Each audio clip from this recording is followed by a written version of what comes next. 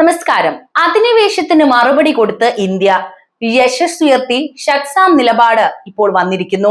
ഭാരതത്തിന്റെ അഖണ്ഡതയും പരമാധികാരവും സംരക്ഷിക്കുന്നതിൽ രാജ്യം പുലർത്തുന്ന വിട്ടുവീഴ്ചയില്ലാത്ത നിലപാടിന്റെ തെളിവാണ് ഷക്സാം താഴ്വരയിലെ ഇന്ത്യൻ ഇടപെടലുകൾ. ചരിത്രപരമായും നിയമപരമായും ഇന്ത്യയുടെ അവിഭാജ്യ ഭാഗമായ ഈ പ്രദേശം 1963 പാകിസ്ഥാൻ നിയമവിരുദ്ധമായി ചൈനയ്ക്ക് കൈമാറുകയായിരുന്നു. എന്നാൽ സ്വന്തമല്ലാത്ത ഭൂമി വിട്ടുകൊടുക്കാൻ പാകിസ്ഥാന് അവകാശമില്ലെന്ന ഉറച്ച നിലപാടിൽ ഇന്ത്യ ഇന്നും ഉറച്ചു നിൽക്കുന്നുണ്ട്. തന്ത്രപ്രധാനമായ സിയാച്ചിൻ ഹിമാനിക്ക് കാവലാളാകേണ്ട ഷക്സാമിൽ ചൈന നടത്തുന്ന ഏകപക്ഷീയമായ നിർമ്മാണങ്ങൾ ഭാരതത്തിന്റെ സുരക്ഷയെ ബാധിക്കുന്നത് തന്നെയാണ്. ഇത്തരം അധിനിവേശ നീക്കങ്ങളെ അന്താരാഷ്ട്ര വേദികളിൽ ചോദ്യം ചെയ്യുന്നതിലൂടെ ഇന്ത്യ തന്റെ ആർജവവും യശസ്സും ഉയർത്തിപ്പിടിക്കുന്നു. മാതൃഭൂമിയുടെ ഒരു തരി പോലും വിട്ടുകൊടുക്കില്ലെന്ന ഇന്ത്യയുടെ പ്രഖ്യാപനം ഓരോ പൗരനും അഭിമാനകരമാണ്. കിഴക്കൻ ലഡാക്കിലെ പിന്മാറ്റത്തിന് പിന്നാലെ ഷക്സാം താഴ്വരയിൽ ചൊല്ലി ഉണ്ടാകുന്ന തർക്കങ്ങൾ ഇന്ത്യ ചൈന ബന്ധത്തിൽ വീണ്ടും കരിനിഴൽ വീഴ്ത്തിയിരിക്കുകയാണ്. ചരിത്രപരമായും നിയമപരമായും ഇന്ത്യയുടെ അവിഭാജ്യ ഭാഗമായിട്ടുള്ള ഷക്സാം താഴ്വരയിൽ ചൈന നടത്തുന്ന ഏകപക്ഷീയമായ നീക്കങ്ങൾക്കെതിരെ ഇന്ത്യ ശക്തമായ നിലപാടാണ് സ്വീകരിച്ചിരിക്കുന്നത്. ട്രാൻസ് കരാക്കോറം ട്രാക്ട് എന്നറിയപ്പെടുന്ന ഈ പ്രദേശം സിയാച്ചിൻ ഹിമാനിയുടെ വടക്കായി കരാക്കോറം പർവ്വതനിരകളുടെ തന്ത്രപ്രധാനമായ സ്ഥാനത്താണ് സ്ഥിതി ചെയ്യുന്നത്. സിൻജിയാങ് പ്രവിശ്യയെയും പാകിസ്ഥാൻ നിയന്ത്രിത ഗിൽഗിറ്റ് ബാൾട്ടിസ്ഥാനെയും ബന്ധിപ്പിക്കുന്ന ഈ താഴ്വര ഇന്ത്യയുടെ സുരക്ഷാ ഭൂപടത്തിൽ അതീവ നിർണായകരമാണ്. സിയാച്ചിൻ മുതൽ കാരാക്കോറം പാസ് വരെയുള്ള ഇന്ത്യയുടെ പ്രതിരോധ അച്ചുതണ്ടിനെ നേരിട്ട് സ്വാധീനിക്കാൻ ഈ പ്രദേശത്തെ ചൈനീസ് സാന്നിധ്യത്തിന് സാധിക്കുമെന്നത് തന്നെയാണ് ഇന്ത്യയുടെ പ്രധാനപ്പെട്ട ആശങ്ക. ഇന്ത്യയുടെ പരമാധികാരത്തെ വെല്ലുവിളിക്കുന്ന ഈ പ്രതിസന്ധിയുടെ വേരുകൾ നിൽക്കുന്നത് 1963 വിവാദപരമായ പാകിസ്ഥാൻ ചൈന അതിർത്തി കരാറിലാണ്. 1947 ഒക്ടോബറിൽ ജമ്മു കാശ്മീർ ഇന്ത്യയുടെ ഭാഗമായതോടെ ഷക്സാം ഉൾപ്പെടെയുള്ള മുഴുവൻ പ്രദേശങ്ങളും നിയമപരമായി ഇന്ത്യൻ യൂണിയനിൽ ലയിച്ചതാണ്. എന്നാൽ ഈ പ്രദേശങ്ങൾ അനധികൃതമായി കൈവശപ്പെടുത്തിയ പാകിസ്ഥാൻ അന്താരാഷ്ട്ര നിയമങ്ങളെ കാറ്റിൽ പറത്തിക്കൊണ്ട് 5180 ചതുരശ്ര കിലോമീറ്റർ വരുന്ന ഭൂപ്രദേശം ചൈനയ്ക്ക് കൊടുക്കുകയായിരുന്നു. ഒരു രാജ്യത്തിന് തങ്ങളുടെ അധീനതയിലല്ലാത്ത അല്ലെങ്കിൽ പരമാധികാരമില്ലാത്ത പ്രദേശം മറ്റൊരു രാജ്യത്തിന് കൈമാറാൻ അവകാശമില്ലെന്ന സാർവത്രിക നിയമത്വത്തിന്റെ ലംഘനമാണ് ഇവിടെ നടന്നിട്ടുള്ളത്. അതുകൊണ്ട് തന്നെ ഈ കരാറിനെ തുടക്കം മുതൽക്കേ ഇന്ത്യ നിയമവിരുദ്ധവും അസാധുവുമായിട്ടാണ് നോക്കിക്കണ്ടത്. എങ്ങനെയാണല്ലേ പാകിസ്ഥാൻ ചെയ്യുക? പാകിസ്ഥാന്റേതല്ലാത്തൊരു ഭൂമി ചൈനയ്ക്ക് എങ്ങനെ കൊടുക്കും? സമീപകാലത്ത് ഈ മേഖലയിൽ ചൈന നടത്തുന്ന തീവ്രമായ അടിസ്ഥാന സൗകര്യ വികസനവും റോഡ് നിർമ്മാണവുമാണ് നിലവിലെ സംഘർഷങ്ങൾക്ക് ആധാരമായിരിക്കുന്നത്. ഈ നിർമ്മാണ പ്രവർത്തനങ്ങൾ കേവലം വികസന പദ്ധതികളല്ല, മറിച്ച് ഇന്ത്യയുടെ വടക്കൻ അതിർത്തിയിൽ സൈനികമായ മുൻതൂക്കം തേടാനുള്ള തന്ത്രപരമായ നീക്കങ്ങളാണ്. സിയാച്ചിൻ മേഖലയിൽ ഇന്ത്യക്ക് ഭീഷണി ഉയർത്തുന്നതിനോടൊപ്പം പാകിസ്ഥാനുമായുള്ള സൈനിക സഹകരണം എളുപ്പമാക്കാനും ഈ നീക്കങ്ങൾ ചൈനയെ സഹായിക്കുന്നുണ്ട്. ലഡാക്കിലെ അതിർത്തി തർക്കങ്ങളിൽ അയവ് വരുന്നതിനിടെ ഷക്സാമിൽ നടക്കുന്ന ഇത്തരം പ്രകോപനങ്ങൾ മേഖലയിലെ സമാധാന ശ്രമങ്ങൾക്ക് കനത്ത വെല്ലുവിളി തന്നെയാണ് ഉയർത്തിയിരിക്കുന്നത്.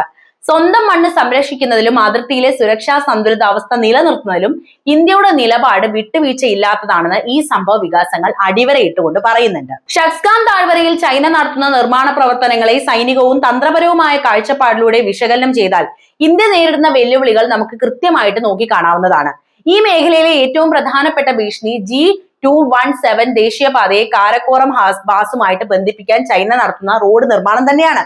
ഷക്സാം താഴ്വരയിലൂടെ കടന്നു പോകുന്ന ഈ പുതിയ പാത സിയാച്ചിൻ ഹിമാനിയിലെ ഇന്ത്യൻ സാന്നിധ്യത്തിന് വടക്ക് ഭാഗത്തു നിന്നും നേരിട്ടുള്ള ഭീഷണി ഉയർത്തുന്നുണ്ട്.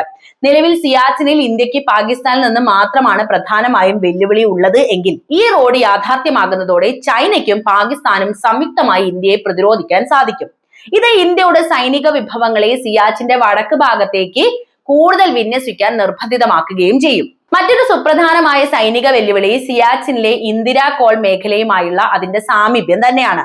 ലോകത്തിലെ ഏറ്റവും ഉയർന്ന യുദ്ധഭൂമിയിൽ ഇന്ത്യ കൈവരിച്ചിട്ടുള്ള തന്ത്രപരമായ മേധാവിത്വത്തെ ദുർബലപ്പെടുത്താൻ ഈ നിർമ്മാണങ്ങളിലൂടെ ചൈനയ്ക്ക് സാധിക്കും. കൂടാതെ ചൈന പാകിസ്ഥാൻ സാമ്പത്തിക ഇടനാഴിക്ക് ബദലായോ അല്ലെങ്കിൽ അതിന്റെ സുരക്ഷ ഉറപ്പാക്കുന്ന ഒരു ഉപരിതല പാതയായോ ഇതിനെ മാറ്റാൻ ചൈന ലക്ഷ്യമിടുന്നുമുണ്ട്. അതിർത്തിയിലെ സൈനിക നീക്കങ്ങൾ വേഗത്തിലാക്കാനും വലിയ യുദ്ധവിമാനങ്ങൾക്കും മിസൈൽ യൂണിറ്റുകൾക്കും ആവശ്യമായ പശ്ചാത്തല സൗകര്യങ്ങൾ ഒരുക്കാനും ഈ താഴ്വരയിലെ ഭൂപ്രകൃതി ചൈന ഉപയോഗപ്പെടുത്തുന്നുണ്ട് എന്നതാണ് മറ്റൊരു പ്രധാനപ്പെട്ട കാര്യം. കൂടാതെ കാരക്കോറം പർവ്വതനിരകളിലെ പ്രകൃതിദത്തമായ തടസ്സങ്ങളെ മറികടന്ന് ലഡാക്കിന്റെ വടക്കൻ അതിർത്തികളിൽ സമ്മർദ്ദം ചെലുത്താൻ ഈ പുതിയ നീക്കങ്ങൾ ചൈനയെ സഹായിക്കുന്നു. ലഡാക്കിലെ സംഘർഷബാധിത പ്രദേശങ്ങളിൽ നിന്ന് സൈന്യത്തെ പിൻവലിക്കാൻ ധാരണയാകുമ്പോഴും ഷെസ്ഗാം പോലുള്ള പുതിയ മേഖലകളിൽ താവളങ്ങൾ ഉറപ്പിക്കുന്നത് ചൈനയുടെ ദീർഘകാല തന്ത്രത്തിന്റെ ഭാഗമാണ്. ഇത് ഇന്ത്യയുടെ വടക്കൻ കമാൻഡിന് മുന്നിൽ പുതിയ അല്ലെങ്കിൽ വലിയ സുരക്ഷാ വെല്ലുവിളിയാണ് ഉയർത്തിയിരിക്കുന്നത്. ചുരുക്കി പറഞ്ഞാൽ ഷെക്സ്ഗാമിലെ ഓരോ കിലോമീറ്റർ റോഡ് നിർമ്മാണവും ഇന്ത്യയുടെ അതിർത്തി സുരക്ഷാ സമവാക്യങ്ങളെ മാറ്റി എഴുതുന്നവ തന്നെയാണ്. ഷെസ്ഗാം താഴ്വരയിലെ ചൈനയുടെ നീക്കങ്ങളെ പ്രതിരോധിക്കാൻ ഇന്ത്യൻ പ്രതിരോധ മന്ത്രാലയവും സൈന്യവും ബഹുമുഖമായ സുരക്ഷാ മുൻകരുതലുകളാണ് ഇതിനോടകം തന്നെ സ്വീകരിച്ചിട്ടുള്ളത്. സൈനികമായ കരുത്ത് വർദ്ധിപ്പിക്കുന്നതിനോടൊപ്പം തന്ത്രപരമായ നിരീക്ഷണ സംവിധാനങ്ങൾ ശക്തിപ്പെടുത്തുന്നതിലാണ് ഇന്ത്യ ഇപ്പോൾ ശ്രദ്ധ കേന്ദ്രീകരിച്ചിരിക്കുന്നത്. ഏറ്റവും പ്രധാനപ്പെട്ട നടപടി മിഷൻ 73 പോലുള്ള പദ്ധതികളിലൂടെ അതിർത്തിയിലെ അടിസ്ഥാന സൗകര്യ വികസനം വേഗത്തിലാക്കിയത് തന്നെയാണ്. ചൈനയുടെ നീക്കങ്ങൾക്ക് മറുപടിയായിട്ട് ലഡാക്കിലെ ദൗലത് ബേഗ് ഓൾഡി മേഖലയെ ബന്ധിപ്പിക്കുന്ന റോഡുകളുടെ ശൃംഖല ഇന്ത്യ വിപുലീകരിച്ചിട്ടുണ്ട്. സിയാച്ചിൻ ഹിമാനിയുടെ വടക്കൻ മുനമ്പായ ഇന്ദിരാ കോളിലും കാരക്കോറം പാസിലും ഇന്ത്യൻ സൈന്യത്തിന്റെ നിരീക്ഷണം ഇപ്പോൾ മുമ്പത്തേക്കാൾ ശക്തവുമാണ്.